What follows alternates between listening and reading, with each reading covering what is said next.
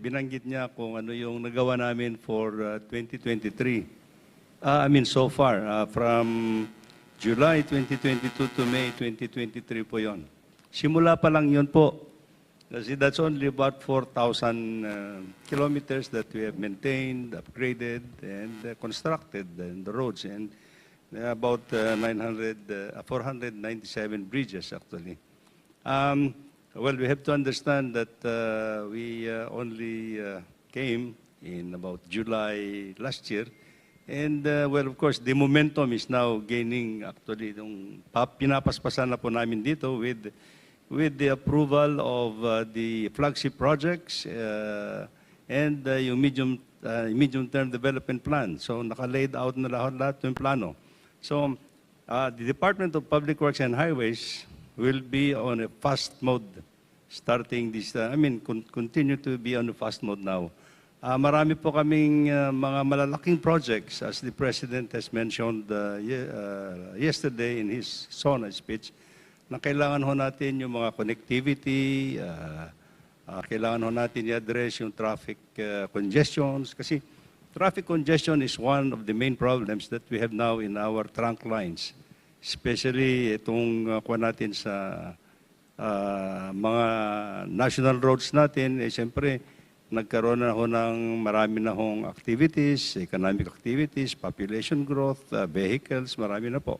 So we have to address this because sa ngayon po, actually, the Philippines has the most expensive to transport goods and services. So this is one of the priority areas. Ngayon po, I'll just make mention of some of the major projects that the President has mentioned. Kagaya po nito yung connectivity natin. We are going to start probably the construction of a major project. Actually, this is the Cavite to Bataan Interlink Bridge. This is going to be a 32-kilometer bay bridge, and it will be the second longest bridge in the world. Kaya malaki po itong proyekto ito, but we're now in the process of finalizing yung mga financing agreements namin with the Asian Development Bank. So we are hoping that by next year, we can have some start on this project. Nabanggit din po ni Presidente that we have also to interconnect some of the islands, major islands in the country. Ito po yung we are going to interconnect actually Panay Island, Guimaras, and Negros. This is, well, the total length of the project will be about 37 kilometers, pero dalawa hong segment yan. No? And again, this is going to be a major undertaking of the Department of Public Works and Highways. Inaayos na rin po namin with, of course, with the assistance of the National Economic Development Authority and Department of Finance, yung financing agreements namin with the Korean Exim Bank. So again, yung detail engineering po nito is will be carried out in a short while, and we also expect that by next year baka makapagsimula rin kami nito. Marami pa kaming bridges, so to speak. Of course, meron pa kaming isang bridge sa Cebu, doon kay Secretary Frasco, the fourth bridge that will interconnect Mandaue to Lapu-Lapu. And ganun din po yon. Meron din po kaming, Ipangil Bay Bridge is one of is a bridge project that was started by the last administration, but we will be completing it by next year. This is going to be a bridge that will interconnect Lanao del Norte and Misamis Occidental, that will cut travel along that peninsula in a very short time. Marami po kami. I think the other thing that I want to emphasize also is that actually one of the major projects that we want to undertake is actually the upgrading and rehabilitation of the Maharlika Highway from Cagayan all the way to Davao. Kasi marami na pong congested areas ng Maharlika Highway, and this is impeding actually the travel. We want to convert Maharlika Highway into a seamless trunk line road para dire-diretso lang po yung travel natin doon. And there's going to be substantial may malalaking projects po doon. Like, for example, we are planning to undertake a 6-kilometer tunnel dito sa Dalton Pass. Ay, malaki po yon. And then, of course, we will rehabilitate yung mga segments in Mindanao, yung Surigao, Agusan to Davao, and of course, dito sa may Samar area, yun dito sa from Samar to Tacloban. Yun ang mga segments na malalaki po. And of course, all the other roads that we are talking about, marami po kasing projects. This year, we have a total budget yata of about 890 billion pesos. And we are hoping that we will have the same investment again next year. As the President says, we are going to infuse yung infrastructure program by 5 to 6% of GDP. So malaking trabaho po yung ginagampanan namin. Maraming salamat po for now. Thank you, Secretary Bonoan. Ang dami talagang proyekto.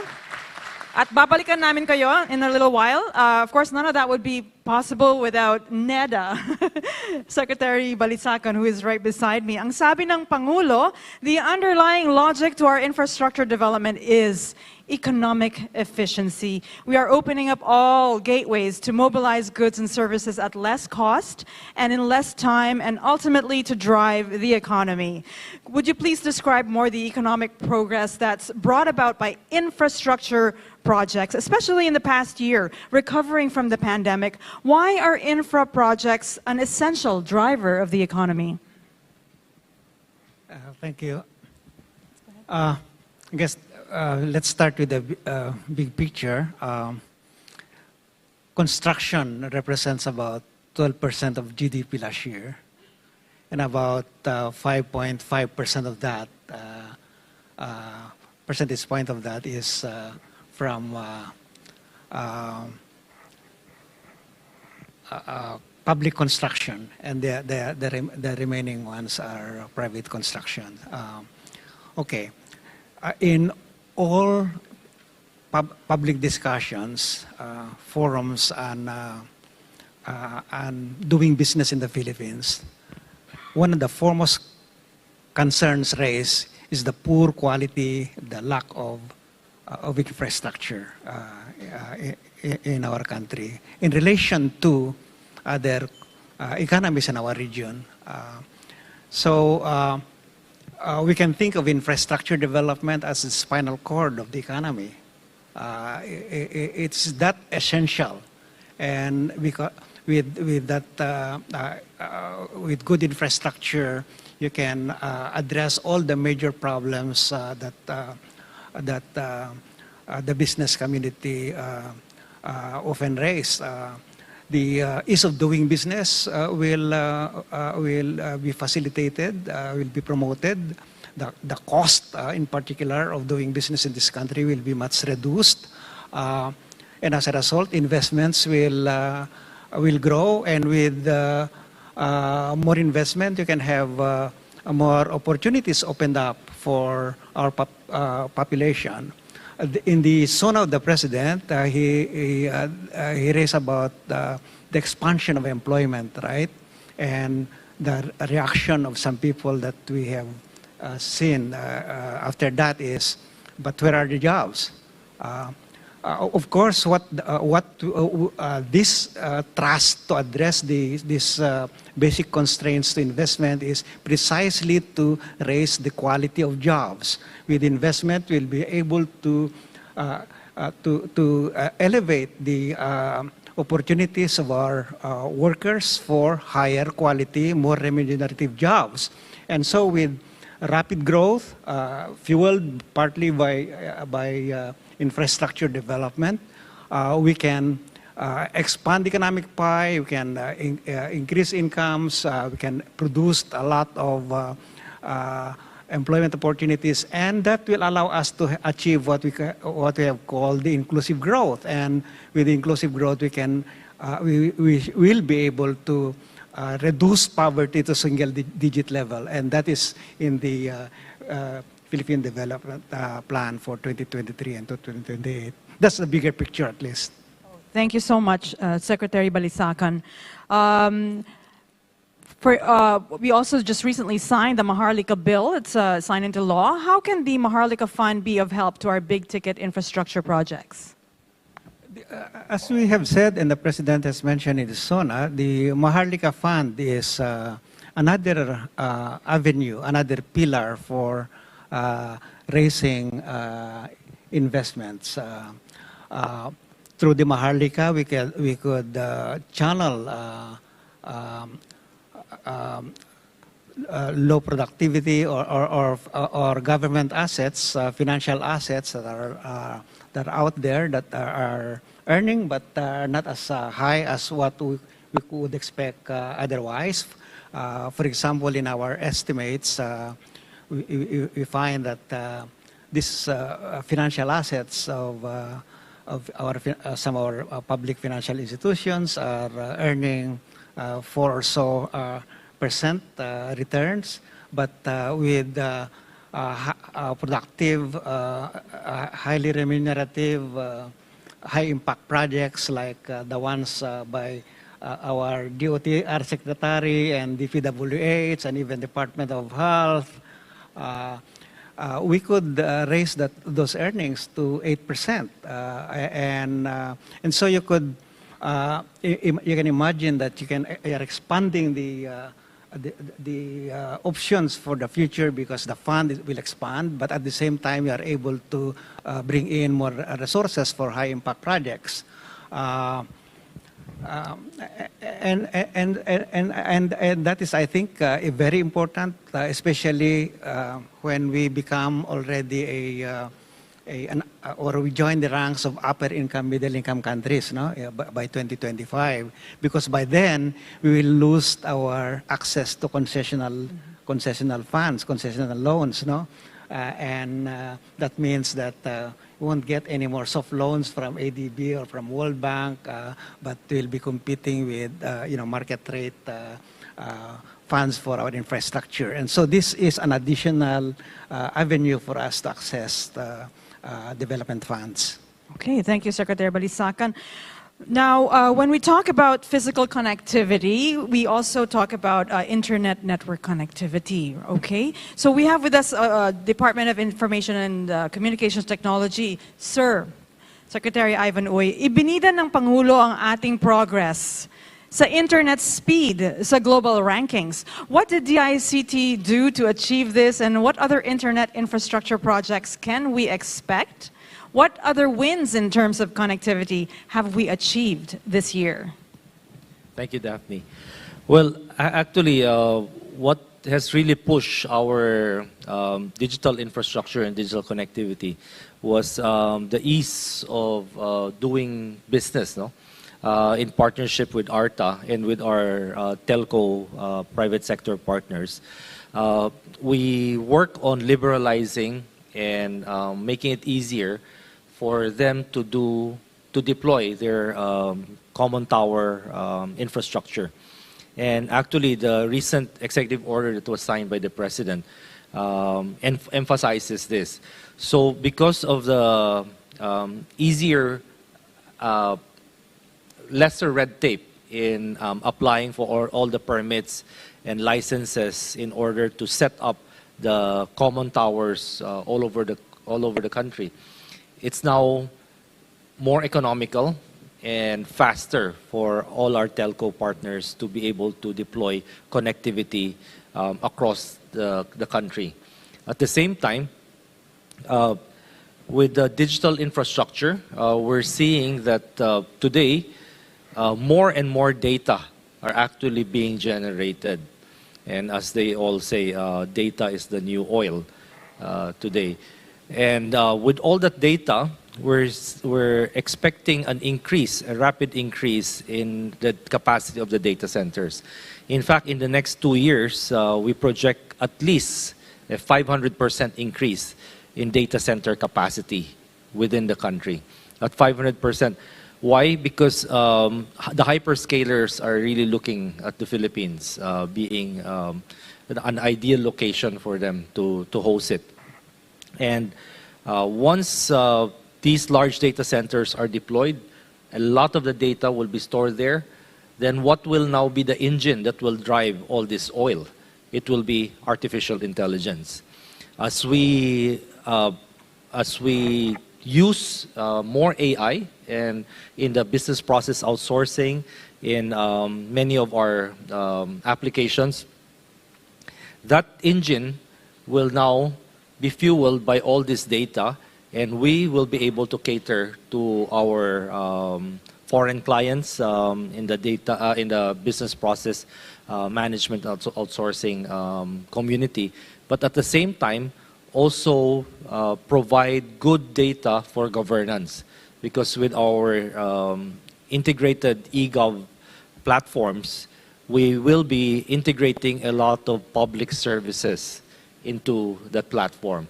And that will allow us to make data-driven decisions that will be focused, and there will be no guesswork that has been plaguing normally government decisions because of the lack of data and the right information to do so. So that's what's in store, and that's what's been happening in the digital connectivity and digital infrastructure side. Thank you. So data to be used for policy making and future projects. That's great. Let's move on to the Transportation Department. Sir, the President said intermodal connectivity will be a primary consideration. Roads, bridges, and mass transport systems will be interconnected. This network will provide access and passage to vital and bustling economic markets, such as agriculture hubs, tourism sites, and key business districts. Would you please expound on more on these plans, its direct benefits to the people? What are the challenges in its execution? Secretary Bautista. Thank you, Daphne, and good afternoon to everyone. No?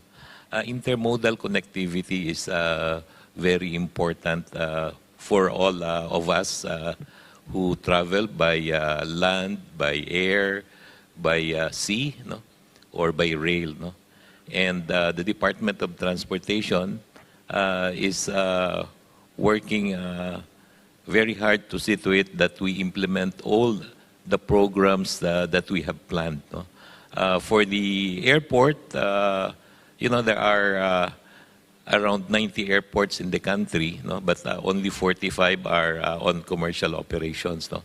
And the Department of Transportation, together with its attached agencies, the Civil Aviation Authority of the Philippines, continue to upgrade the airports. No? We are upgrading airports of, for example, the Bicol International Airport, the regional airports in Palawan, in Dipolog, no? And all other small airports. No? So CAAP, together with the OTR, continue to upgrade all these airports. No? But one major project that the Department of Transportation will implement this year is the modernization and upgrading of the Manila International Airport. No?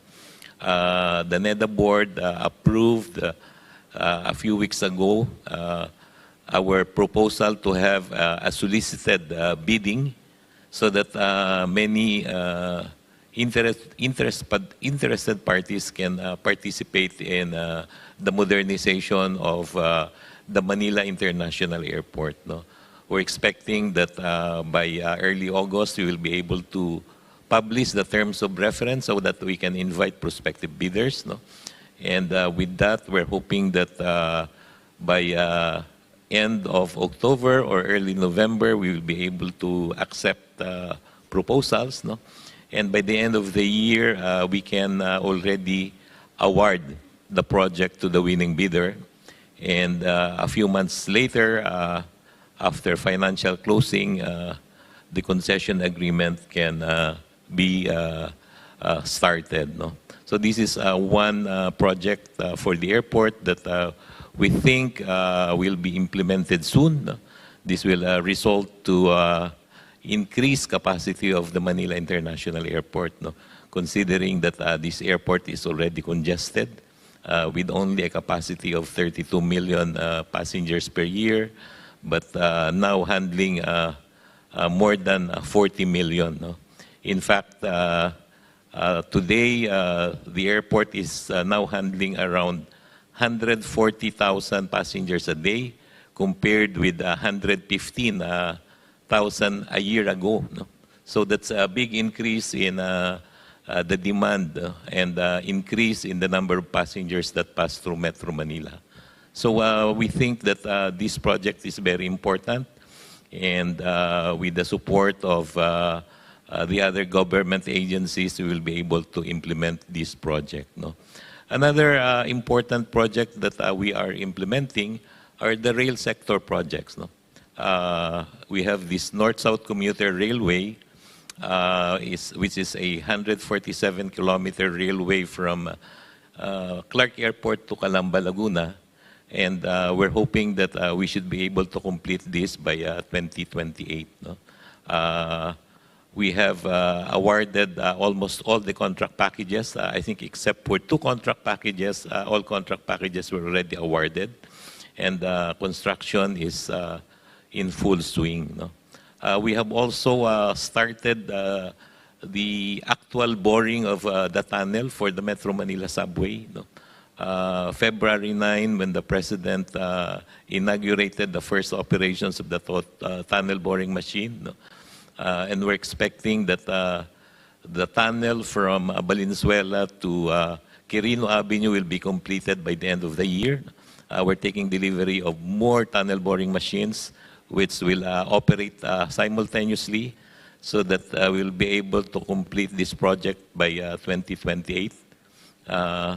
And hope that this will again provide additional service to our riding public. No? We're also expecting to complete the extension of LRT1. No? 5 additional stations from Baclaran to Sucat.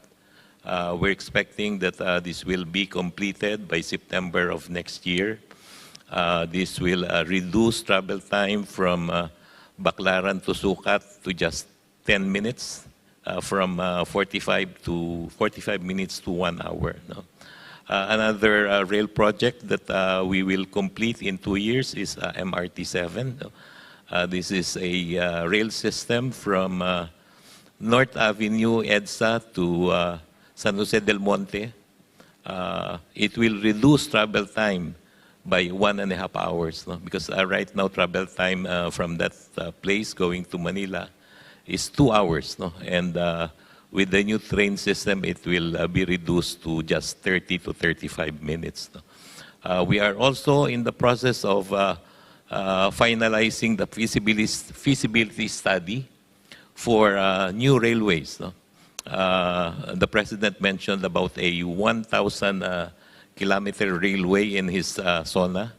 And we already have the fund to do the feasibility study for the rail system from Clark to Ilocos, no? And Clark to Cagayan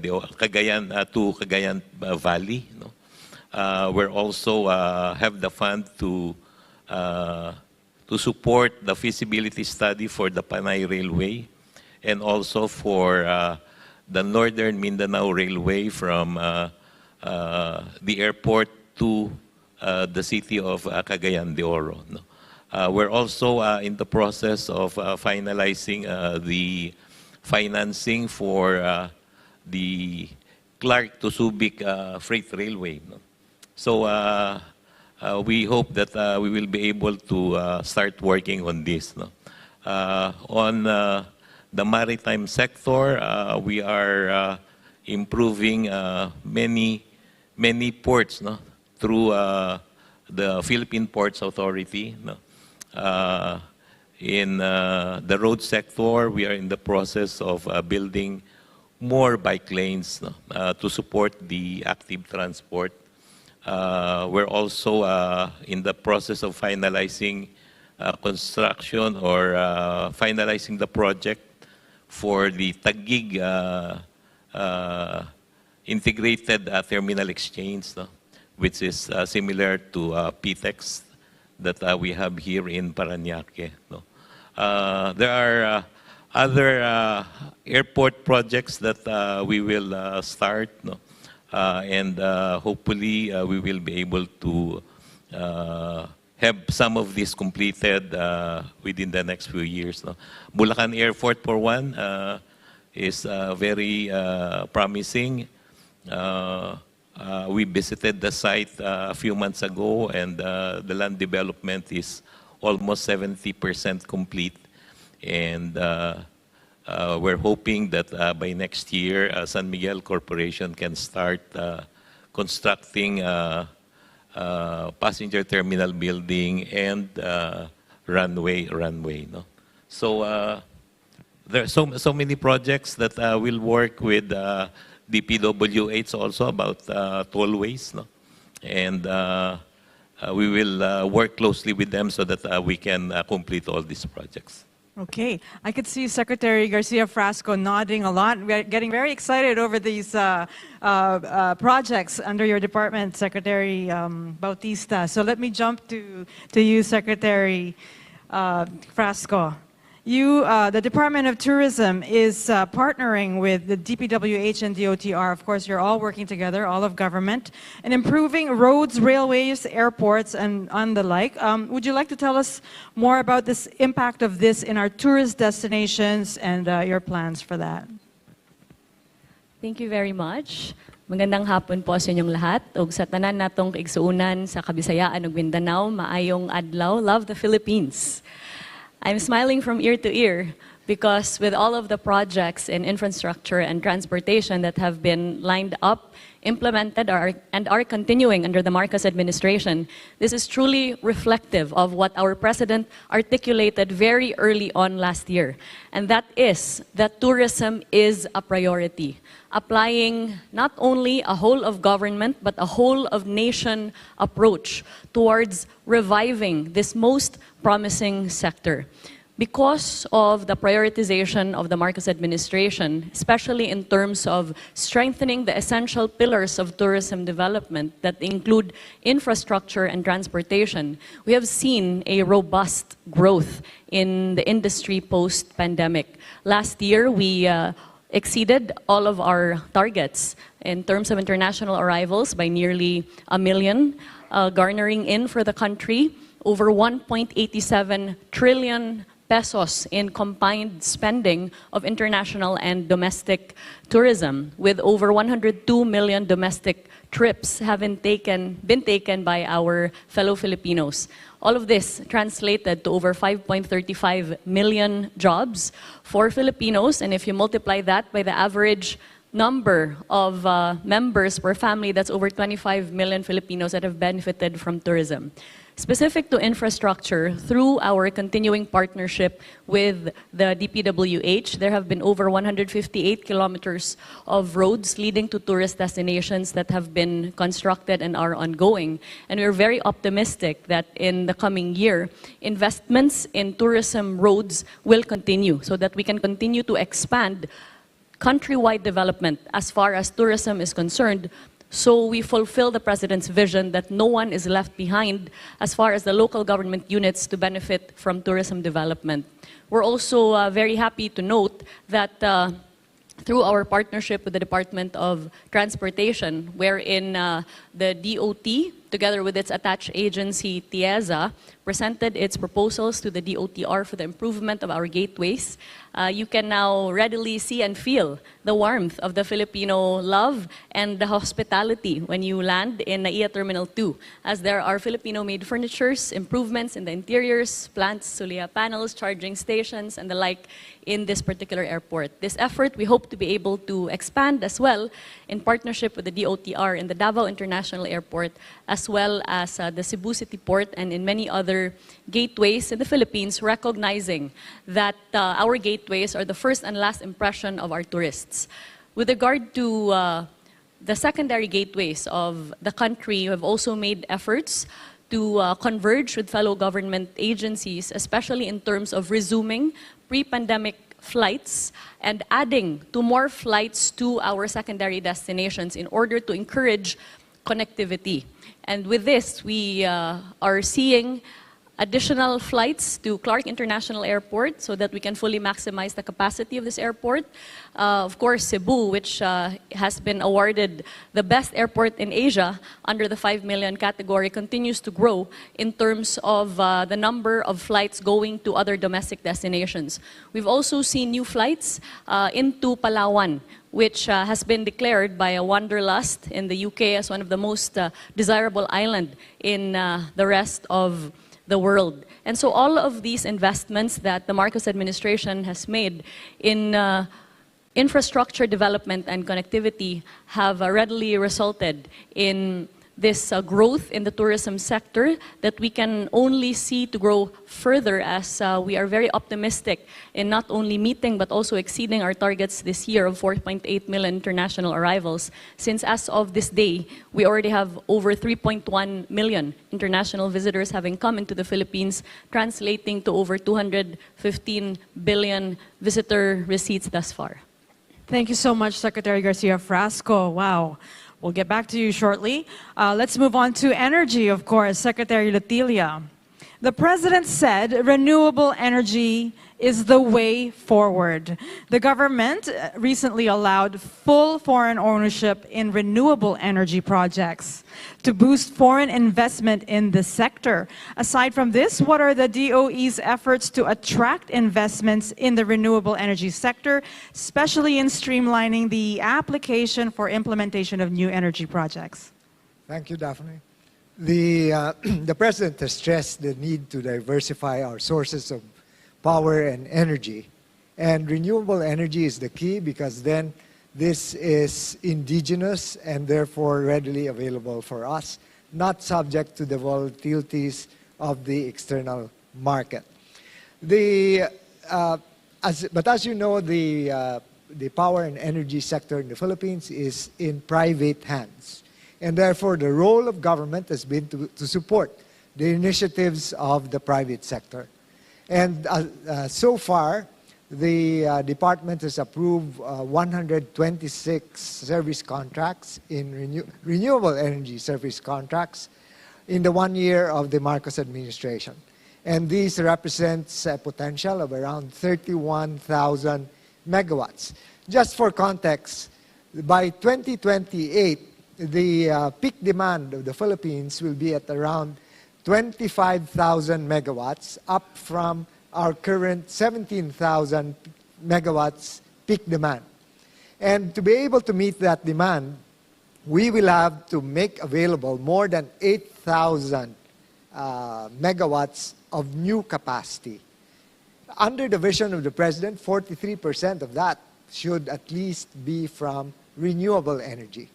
But renewable energy, as you know, is site-specific. And therefore, connectivity is at the core of renewable energy. We've got to connect the source to the markets. And transmission is key. So we need to improve, for example, on the system impact studies, because these have to be addressed upfront rather than later. And the system impact studies, unfortunately, are rather delayed. A number of you in the sector have been complaining of delays from 1.5 to 2 years in the system impact study alone. So these are the things that we want to be able to address so that the RE developers will be able to focus on the rollout of their projects. The other is, of course, the Energy Virtual One-Stop Shop, which imposes the law, which imposes timelines on the delivery of permits or the approval of permits by the different agencies. And the Executive Secretary is chairing this one. And so by the next meeting, for example, we will be looking at how the transmission concessionaire, the NGCP, is going to specify the 60-day requirement for approval of just the system impact studies. So all of these we need to connect, and we will be challenged by the needs, for example, of the transport sector, which Secretary Bautista pointed out. Most of these land transport, for instance, will be electricity dependent. And of course, it's cleaner and more convenient for our people, but then we need to be able to deliver that demand. And we are working with the private sector, and we commit ourselves to deliver on those. Thank you. Thank you. You have your work cut out for you, but you seem to be on the right track, and with all the agencies helping each other. That's great. Now, let's move on to human settlements and urban development. Secretary Acuzar, ibinida ng Pangulo kahapon sa SONA ang tagumpay ng ating pambansang pabahay para sa Filipino Housing Program or 4PH. How is 4PH program going to be funded? Who are the beneficiaries of the 4PH program? And who should be identifying the beneficiaries? Gaano kaabot kaya ang pabahay mula sa 4PH program, sir? Good afternoon. Yung pong programa po ng ating mahal na Pangulo na pambansang pabahay para sa Pilipino, ito po ay pangkalahatan, hindi lang po pang mahirap. Ang una pong tinatarget nito ay yung mga resettlement, yung mga yung mga urban poor. Kaya po mapapansin niyo na po ngayon at nakikisama na po yung mga urban poor sa aming mga programa. Like, meron kaming ginagawa din na isang projects dito po sa here dito sa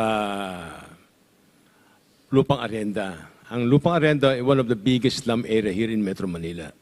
So, ang program po ng pambansang pabahay, pangkalahatan to.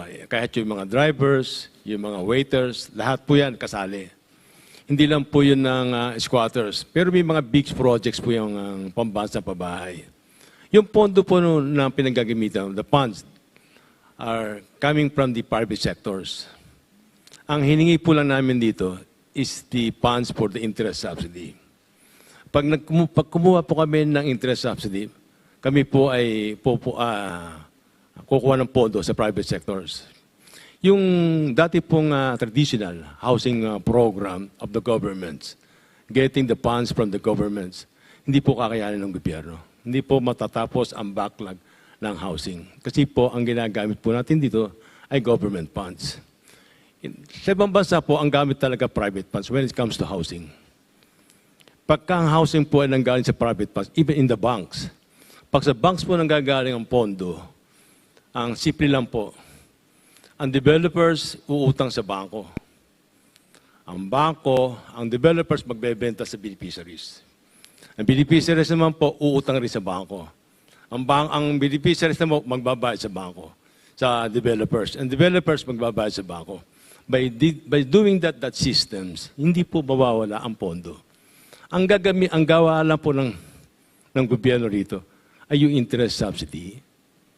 Kasi the interest subsidy, instead of pagbayad ng 6%, 1% na lang po.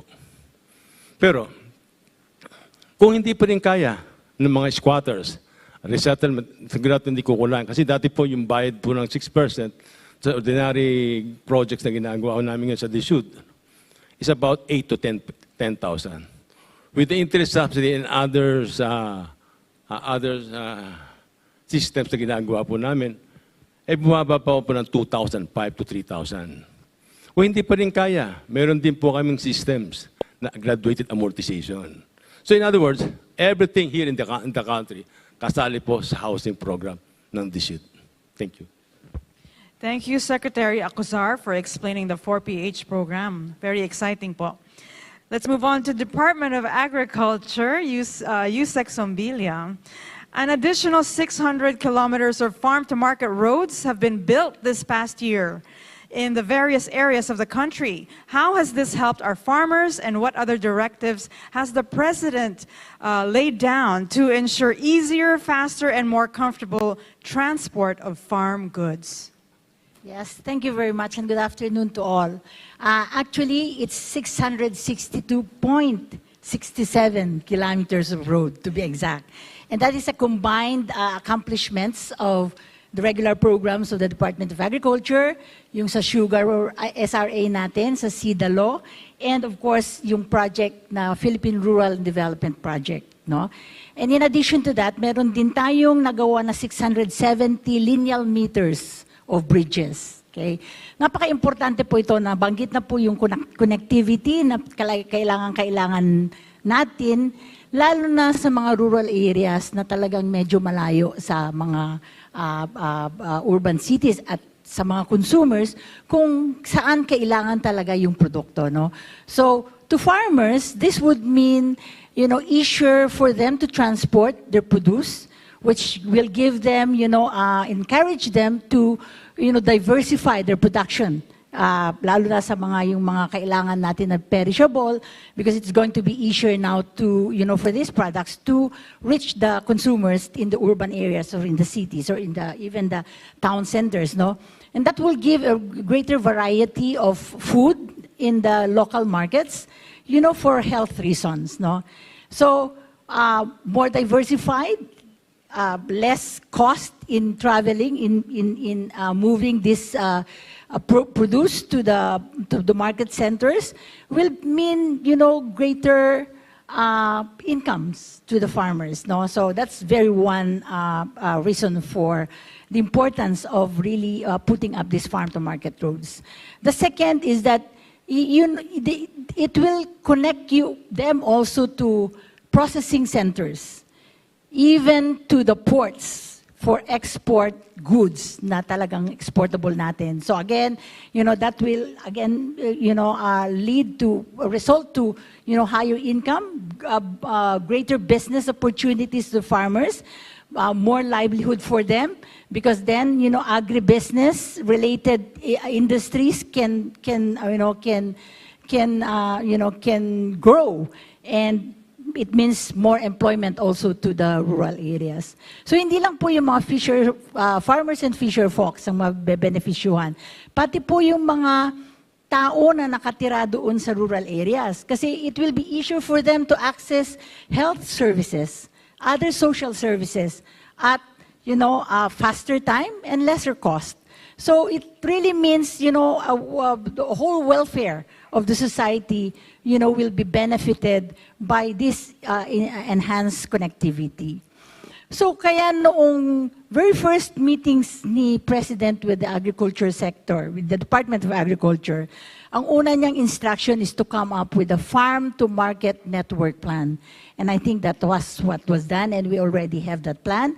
It's going to be the master plan for all farm-to-market routes that going to be, constructed in the next, hopefully matatapos. Kasi ang kailangan pa po nating farm-to-market routes is about 64,155 kilometers. That's how, how much more kilometers of farm-to-market roads, we need, for the next. And gusto ni Presidente, tatapusin natin lahat yun. So it's going to be a big challenge. So in addition to, meaning to say, yung farm-to-market roads talaga for rural empowerment talaga, rural community empowerment. So without this talaga, magiging isolated ang mga iba nito. So I think, it's really very important. Aside from that, meron din pong ginagawa ngayon na yung tinatawag, together with ADB, Philippine, let me just check, Philippine Food Chain Logistics Master Plan. So that will identify the specific interventions that are going to be needed to really, enhance the agricultural sector. Saan po itong mga logistics and facilities are going to be strategically provided. At saka, saan po tayo kukuha ng investments, to make all of these things happen. So, medyo talagang, the President has been really looking at the agriculture sector.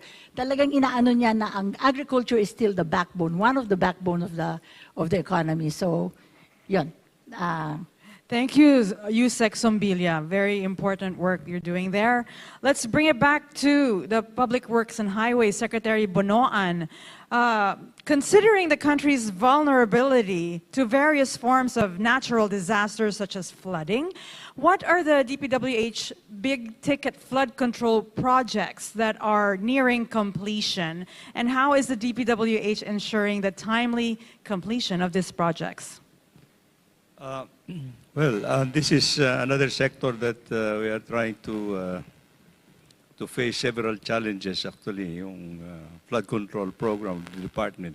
Kasi sabi nga ni Presidente, I think you have to construct now flood control projects that are more resilient and sustainable because of climate changes and things like this. So, technology will tell us kung ano man naman yung pwede natin gagawin. But in the meantime, I think let me start with some of the projects that we are undertaking. Kasi we will continue to build flood control structures, but this will now be integrated in the water resource management, water resource development management principles. And yung hindi na yung patsi-patsi siguro yung gagawin namin dito because we'll address it on the river basin program para mas malaki yung lawak ng masasakupan. No? And I think this will be more effective in many areas for flood control in many parts of the country. No? There are many projects that are ongoing right now. There are 18 major river basins in the country, and some of the biggest river basins like Cagayan River Basin, dito sa Panay, and many more. In Metro Manila, let me just expound. In Metro Manila, kasi siyempre binabaha ang Metro Manila. And for now, we will soon complete actually yung rehabilitation ng mga pumping stations in Metro Manila. I think there are 20 of these that are being upgraded and rehabilitated pumping stations in Metro Manila. And we are constructing another 10 new pumping stations in Metro Manila to facilitate yung yung waters in Metro Manila. We are also constructing actually yung mga booster pumps dito sa mga river channels para mas mabilis yung pagpunta ng tubig papunta doon sa mga pumping stations. All this we expect that I think in a very short time, I think we're just about to finish actually yung rehabilitation nga ng mga pumping stations. But again, in Metro Manila, I think one of the biggest challenges is actually solid waste disposal. You know? And we are coordinating with the Metropolitan Development Authority actually to look into this kasi kahit na ka-efficient din yung kung maraming basura yung pumupunta sa iyo, then it will just impede the flow of water. So anything, this is going to be a challenge to everybody.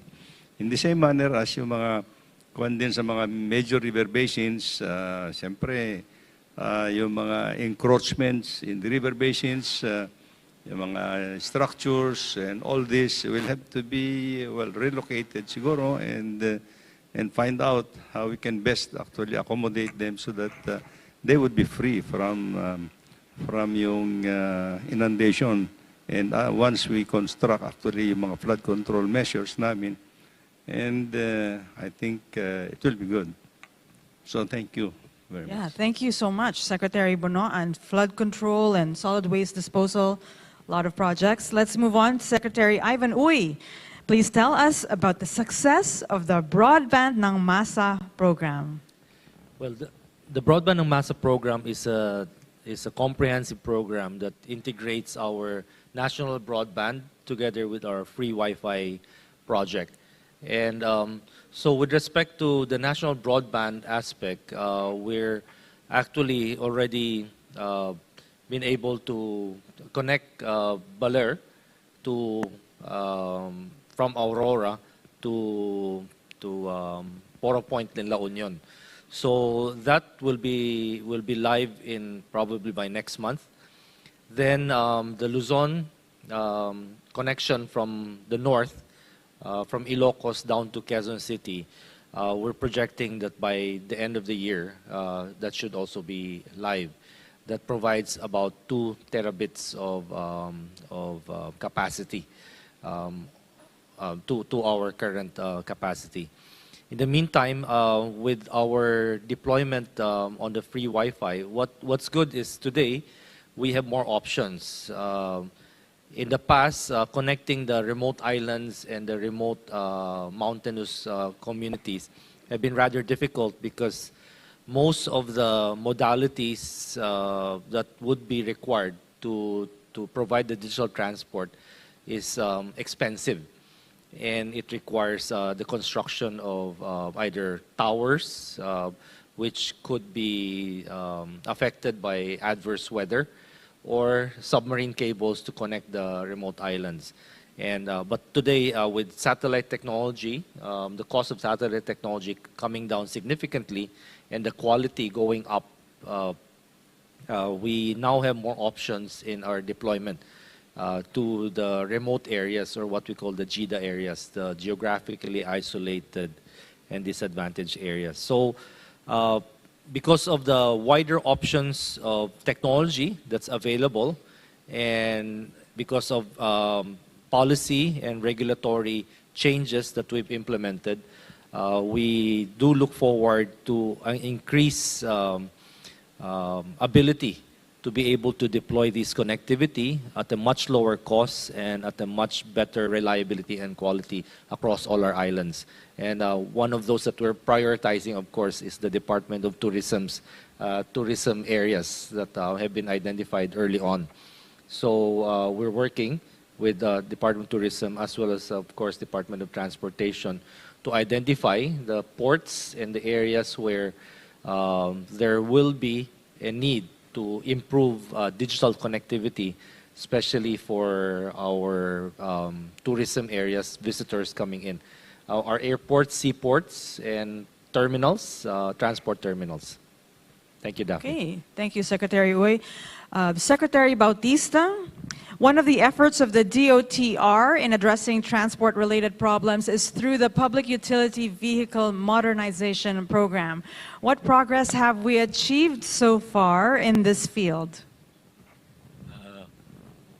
The Public Utility Modernization Program started in 2017 during the time of President Duterte. No? And there are 4 major components of the PUB modernization program. One is the industry consolidation, which we are now implementing. Under the omnibus franchising guideline, we want the operators, the jeepney drivers, to join cooperatives. No? It is important that they join a cooperative or a corporation so that they can work together, not compete with each other, and at the same time, they can operate as if they are a legitimate business, no? By employing professional mechanics who will maintain their vehicles. They will have the right dispatching of vehicles so that there is timely available vehicles in different stations. Right now, the consolidation is around almost 70%. No? There are more consolidation happening in Visayas and Mindanao. No? We are working with the Office of the Transport Cooperative to continue to encourage those who have not consolidated to consolidate because the deadline for consolidation is December 31 of this year. No? Another component of the PUB modernization program is the route management. No? We are working with local government in preparing the what we call a local transport route plan. In terms of this preparation, we have already attained almost 60% from the local government units. No? Another component is the fleet modernization program. No? This is a very contentious issue right now. In fact, this is one of the reasons why this small group is declaring Tigil Pasada yesterday and until today, but I understand that they will not continue it anymore, no? Because this group don't want the old jeepneys to be replaced by the modern jeepney. They want to keep the iconic jeepneys, no? And we told them that it is okay to keep the iconic jeepney as long as these are roadworthy and they can still provide convenient and safe transport experience to our passengers. No? But we're working with them. We will allow replacement of these iconic jeepneys with almost the same type, but conforming to Philippine national standards. No? The Philippine national standard require that the door is on the right side with comfortable seats, with more fuel efficient engine, no? Euro 4 or Euro 5 engine or electric vehicles. No? Right now, out of around 180,000 jeepneys in the Philippines, there are only around 7,000 modernized equipment. No? So it will take some time for the industry to be able to implement the modernization, the fleet modernization program. But government is helping the transport sector by providing equity subsidy. No? We have given equity subsidies to all those who have modernized their vehicles. No? And we are looking at the possibility of increasing the subsidy. No? So we'll ask for more budget so that we can implement the fleet modernization program. No? Another important component of the public utility modernization program is the social impact on those who will be affected. No? So we're working with TESDA and with the Department of Labor to give them training so that those who will not be driving their jeepneys anymore will have options, will have the right training for them to be able to earn a different living. Excuse me. Thank you. Thank you so much, Secretary Bautista, for all the updates regarding the jeepney modernization program. Okay, back to Department of Energy. Aside from ensuring sufficient energy supply and a healthy energy mix, the need to improve and expand the country's energy transmission system is critical to ensure the efficient delivery of power. Noting the delays in the implementation of key transmission projects, what is the status of the performance audit of the NGCP? Thank you, Daph.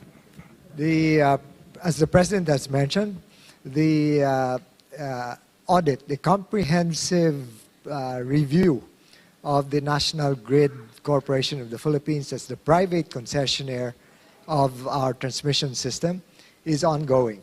And with the Energy Regulatory Commission, the Department of Energy is set to start this soonest. The importance of speeding this up is obvious, because for the last 14 years that the NGCP has had a franchise for the transmission system, the Energy Regulatory Commission has reported that the length of the transmission system in the Philippines has increased only by 8% in terms of circuit kilometers. And that pre-pandemic, the average increase has only been 1.05%. And the delays have even exceeded 8 years in some projects. Therefore, there is a need to speed this up because the country can't wait for 8 to 10 years for a project to be finished. And we want to be forward-looking here and clarify what is the exact nature of the problem. What are the obstacles that are facing us so that we can work on them? If the obstacle is one of financing or inability or difficulties of the country's biggest monopoly to carry out, then let's find alternative ways of rolling out the transmission construction in the country. So this is what we look forward to do, not simply to find fault, but precisely to find the appropriate solutions for what the country faces. Okay, thank you, Secretary Latilio. Department of Tourism, we note that among the DOT's flagship projects is the establishment of tourist rest areas nationwide for the tourist convenience. Secretary Garcia Frasco, please provide details about this program. At the start of the Marcos administration, the instruction of the President was to ensure that we enhance the overall tourist experience, whether it's for international or domestic tourists. In line with this, we also conducted listening tours across our regions, and the demand was clear. We need a convenient place for our tourists to stop over from one destination to another, and most importantly, clean and decent public restrooms. So important is this priority that even the ASEAN has come up with public toilet awards for countries, recognizing that this basic human need must be addressed when traveling, as it is not just the destination but also the journey. In line with that, we wasted no time and broke ground right away on 10 tourist rest areas across the country, namely in Pagudpud, Ilocos Norte, in Baguio City, several in Cebu, in Bohol, in Manolo Fortich, in Bukidnon, as well as in Samal Island in Davao. We have already inaugurated one in Cebu and will be inaugurating several more this month and in the coming months. We are also breaking ground on 15 other tourist rest areas across Luzon, Visayas, and Mindanao. These tourist rest areas have a convenient lounge for our travelers, a pasalubong center to help our small and medium enterprises sell their local goods as well as the artisanal products of our local communities. It also has, of course, restrooms, PWD facilities, and even a breastfeeding room for our mothers traveling with their babies. In addition to this, this TRA has been implemented in partnership with our infrastructure arm, the TIEZA, as well as our local government units all over the country. Tourist convenience is among the top priorities of the Marcos administration. And that is why, in line with that, we have also come up with another flagship project of the Marcos administration, and that is the very first Philippines hop-on, hop-off bus tours here in Metro Manila. This brings the Philippines shoulder to shoulder with other major key cities around the world that have hop-on, hop-off bus tours. At the convenience of your fingertips, you can download an application for Philippines hop-on, hop-off and purchase your ticket and be able to go around the various beautiful destinations of key cities in Metro Manila. We've launched so far in the city of Makati as well as in the city of Manila and launching soon in other cities in the metro. We hope to be able to benchmark this as well in other key cities in the country.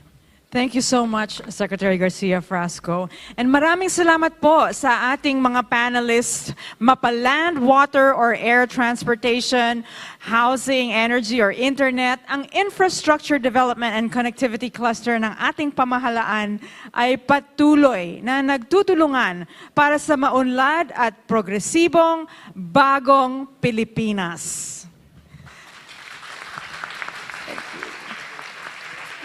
And in just a short while, we will have our food and food security cluster. Please do join us here in Facebook via Radio Television Malacanang and other agencies of the Presidential Communications Office. This has been Daphne Osenia Paez. Thank you for joining us this afternoon in the 2023 Post-SONA Discussions.